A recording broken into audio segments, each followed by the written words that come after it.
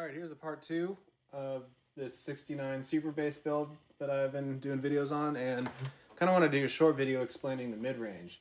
There were some comments on my last video talking about how having more scoop mids was kind of a surprising thing, and how I got to the conclusion of the mids being more scooped, because you would think that his sound is rather mid-forward.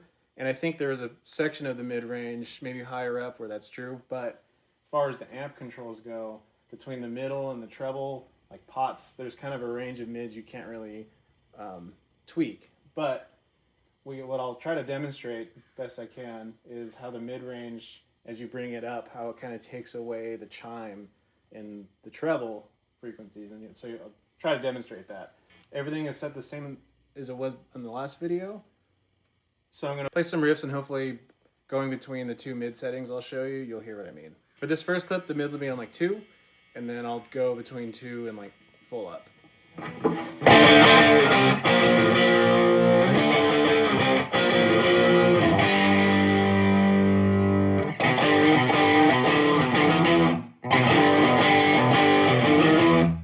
then mids all the way up.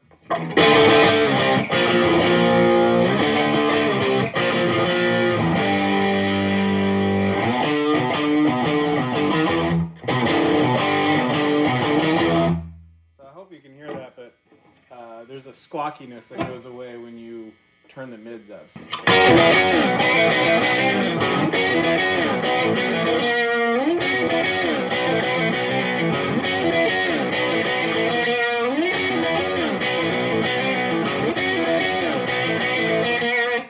mids full up.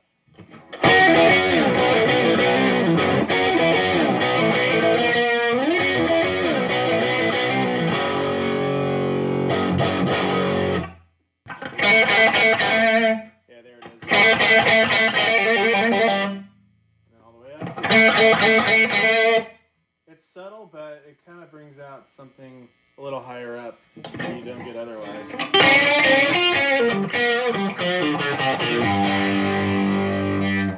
hope that came across all right. I mentioned before, it's kind of more in like 1972 land as opposed to 73 or 75. So I'll kind of show you, if I were to set this up for like how the West was won, I brought the bass up to like 2.5, mids I did bring up to about 7, treble I brought back down to 8, and the volume's still at about 8. Also master volume in the back engaged.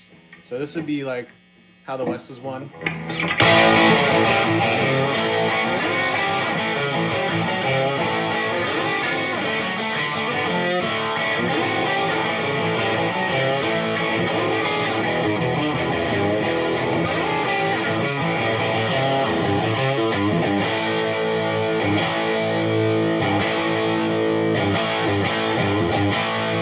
So I think this sounds closer to what I would think of like a regular super bass, super lead kind of sound. So like that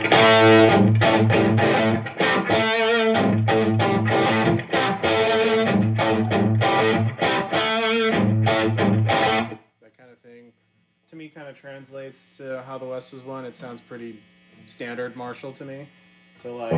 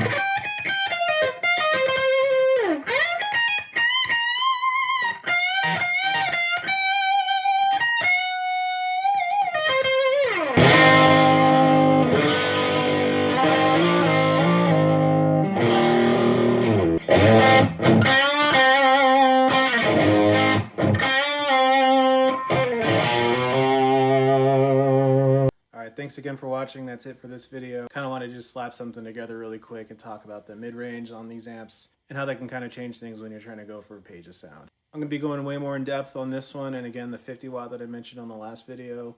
And also, if you guys have any special requests, things you want to specifically hear, whether tones from certain eras, songs, or anything else, please let me know. In the next video, I'll probably go into some of the effects that he used, getting into some of the sounds with the slapback delay, longer delays, and phase 90. So if these deep dives into Page's sound are your thing, be sure to follow along.